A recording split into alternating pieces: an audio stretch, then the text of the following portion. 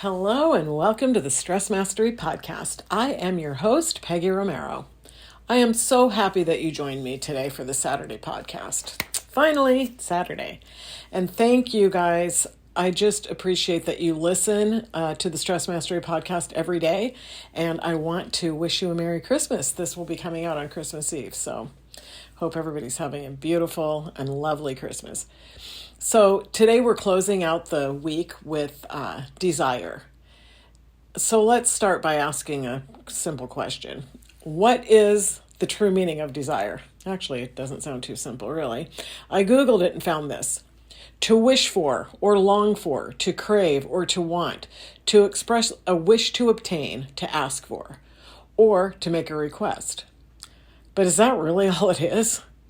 Is that really all there is to it? Just wanting, asking, or wishing? I don't think so. As a matter of fact, I completely disagree. Desire is so much more than that. It's deeper because desire is connected to your heart. Your heart is connected to your spirit. That's the Holy Spirit. That's God Himself. Oh my gosh.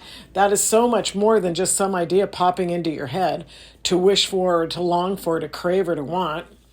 Well, I wish I could go to Greece for a couple months. I want a new Cadillac with all the bells and whistles. It's Christmas Eve. I mean, what's Santa Claus going to bring? What do you wish for? I want a roller bag for traveling. So now, can you really compare that to desire? Heck no. Desire is so much more. It's way more than to wish or to want or to long for, to crave, or just to ask for something. That's not real desire. Expressing a wish? Well, maybe, because you could take a wish that could feel, kind of like a dream, like a little spark, and then you can connect that spark to your intention and place it in your heart. That's where we can find desire. True desire is always connected to your heart. So your heart is you, the real you, your true self. Desire, when connected to your purpose, is almost magical. Well, let's say miraculous, because I don't actually believe in magic, but I definitely believe in miracles. Miracles are real.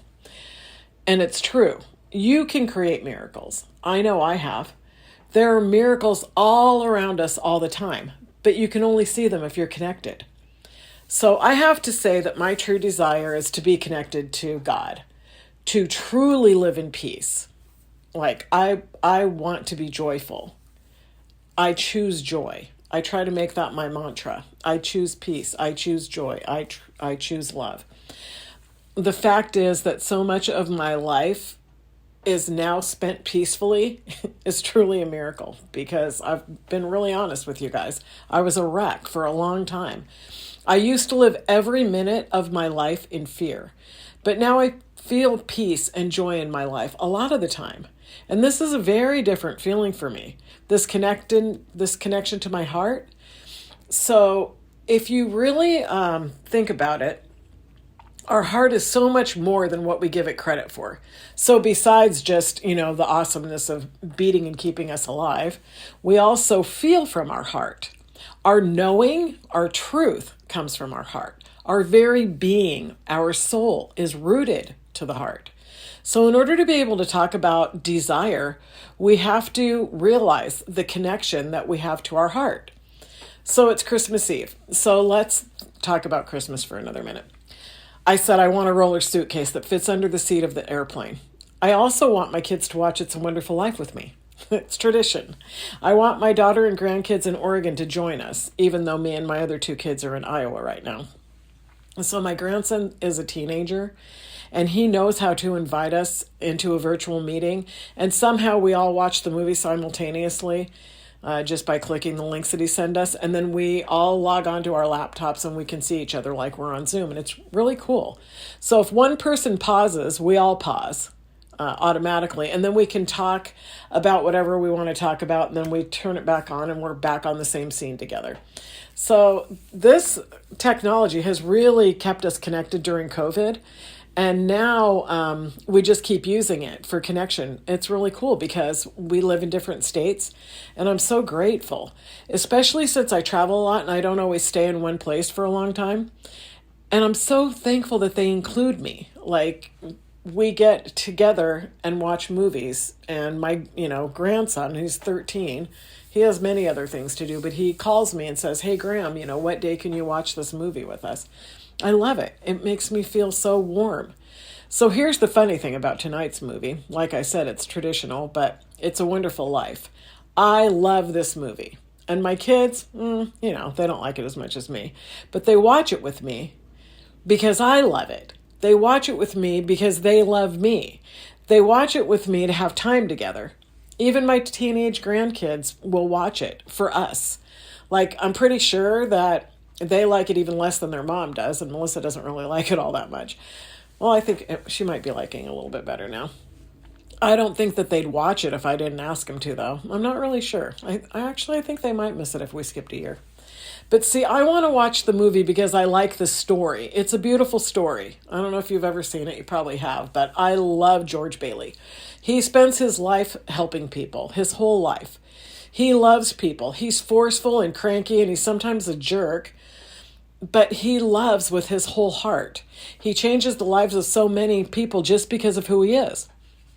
So last week I told you guys I love love, and I really do.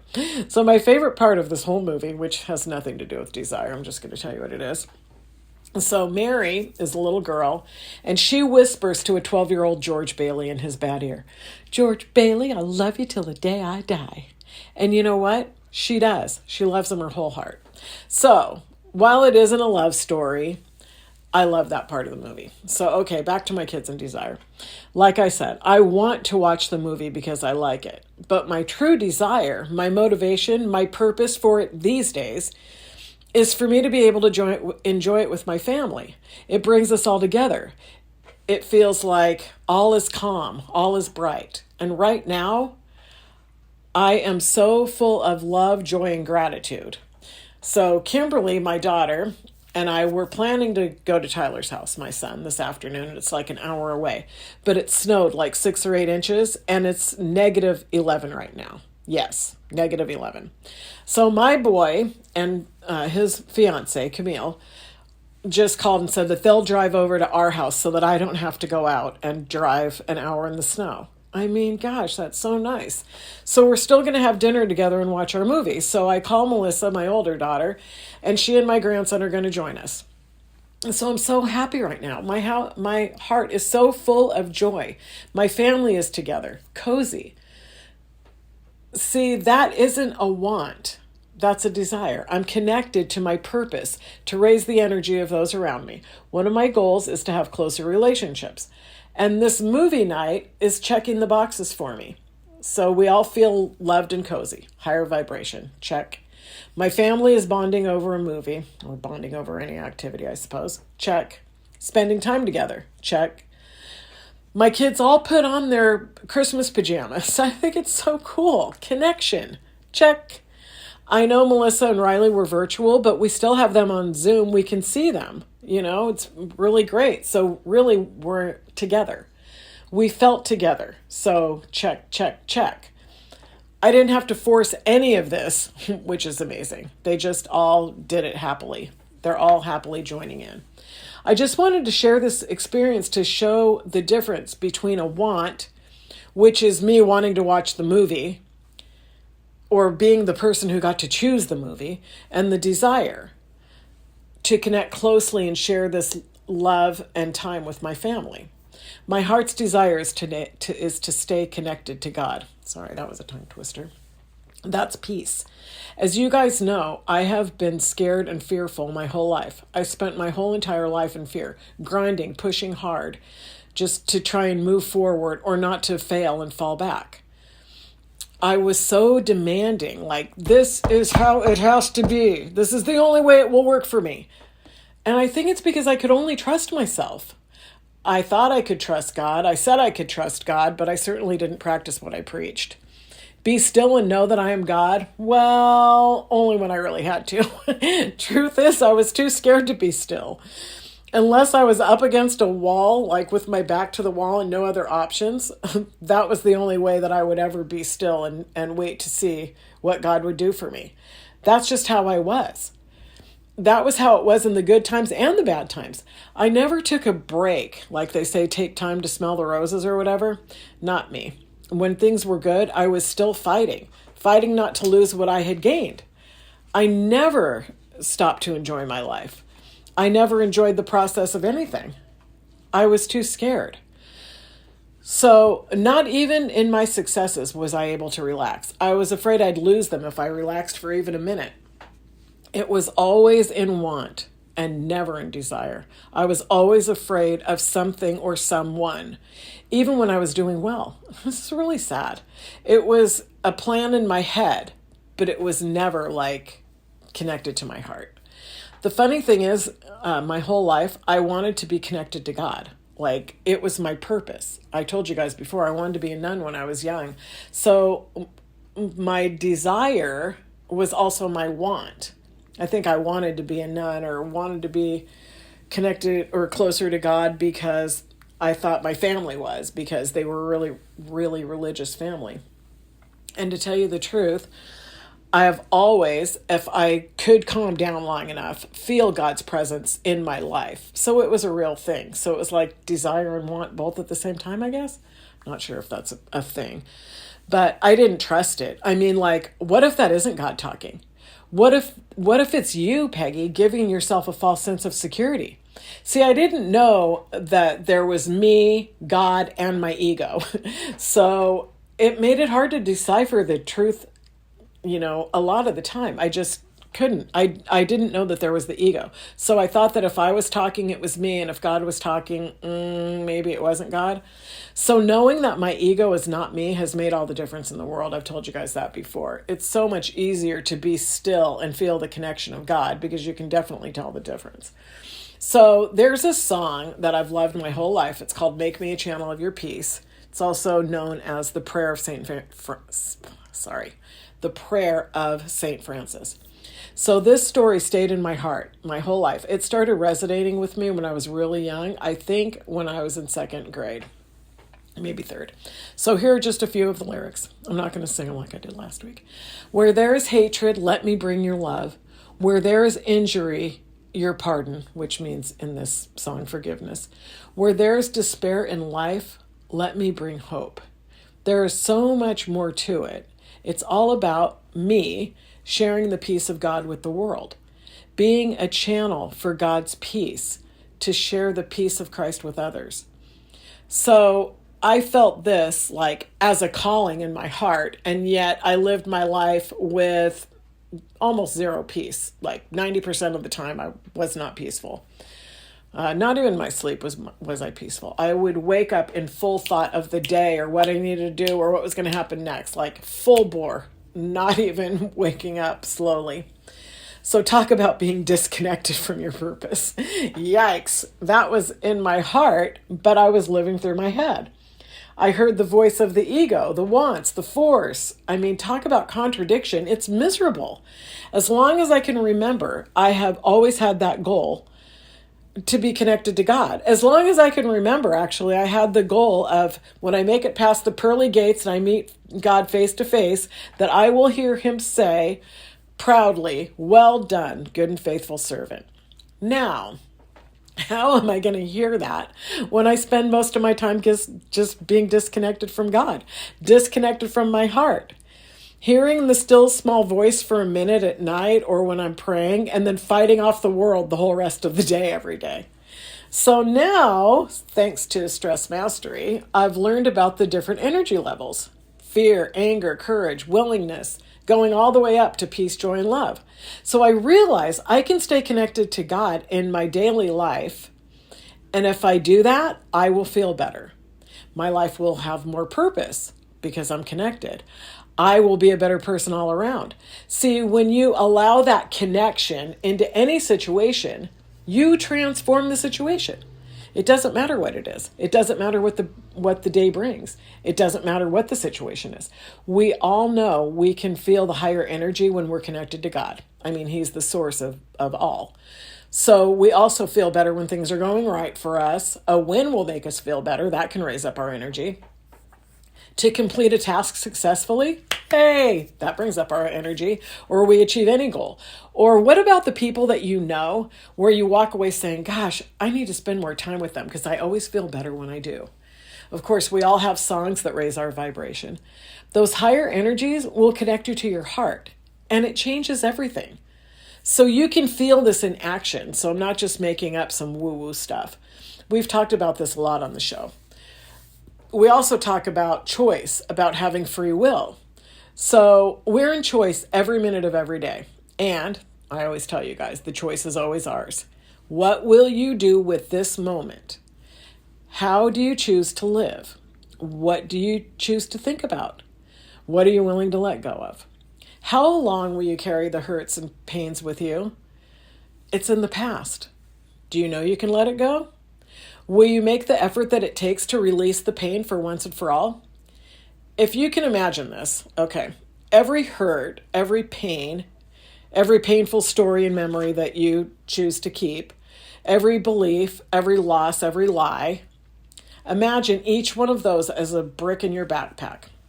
And you're carrying this backpack. Okay, so you have a goal for your life. You desire to change some things and live the life that you've always dreamed of. So now picture your heart's desire, like Bill told us a couple weeks ago, as a shining light on the top of the mountain. But you're clear down here at the base, maybe a little ways up. And you have to make your way up, all the way up there to get to the desire of your heart to reach the light. Wouldn't it be easier if your backpack was lighter? So take a look in your backpack. What are you carrying? What is it that you need in your backpack? Okay, well, you're going to need some hope and you're going to need lots of forgiveness. But do you really need to carry the loss of that job when you were a kid, or the friend that screwed you over 10 years ago, or the business partner that lied to you? Do you really need to bring the failure of your marriage or bankruptcy with you? Could you let it go? Does any of it serve you anymore? Could you learn the lesson that you were meant to learn and then just take the brick out and leave it at the bottom of the mountain? Just leave it there. Lighten your load. This will make the rest of the trip so much easier, I promise you. And your willingness to release your past will automatically raise your energy. Willingness is a green zone energy. So now you're already up higher on the mountain. So every program that you can release is going to make the journey a little easier. So just keep that in mind. Let's talk about the difference for a minute between changing a behavior and releasing a program. They're both necessary, but they're very different. So we make a choice. We're not going to act out in anger anymore. So you stay present enough, you're working on awareness, and so you don't lash out or react when your spouse jumps on you. Oh, sorry, I mean triggers you. You can turn the other cheek. I'm climbing the mountain after all, you remind yourself. But on the inside, you're still boiling mad, and every time they do it, it gets you madder and madder. In fact, you're getting more angrier by the day. You've created some awareness in your daily life, but this awareness is actually showing you how often they purposely push your buttons, and it's so freaking annoying. The negative, nasty energy that you're not releasing, you're pushing down until the day comes and once again, you blow up. So you see, you made the choice not to act out of anger anymore, but you didn't make the choice to release the anger. You also needed to make a choice to let go of that program, the program that has you reacting in anger in the first place. You have to release the programs that no longer serve you, no matter what they are. We can't fake it till we make it in personal development. Faking personal development, it's not even a thing. It's impossible. We must change the behavior and release the program. And we do that by changing the motivating thoughts behind the behavior, by letting it go, to allow ourselves to feel frustration or anger and then ask ourselves simply, can I let this go? Could I see this in another way? Until you do that, when the program activates, you're going to continue to snap back, slide back down.